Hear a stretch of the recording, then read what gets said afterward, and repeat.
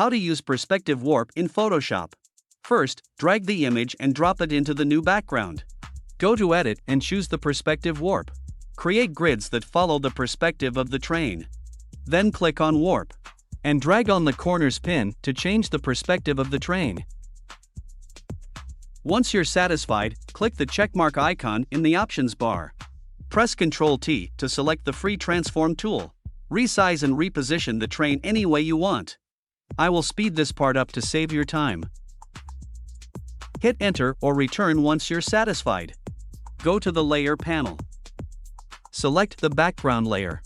Create a new layer. Select the brush tool and choose the soft round brush. And the opacity, 50%, flow, 100%. Click the foreground color, and make sure the foreground color is black, and click OK. And add shadow beneath the train. Select the layer 2. Click on the adjustment layer icon, and the Choose Color lookup. Open the 3-blut file and choose the crisp warm look.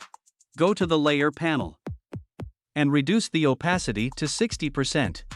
Click on the adjustment layer icon and choose the curves.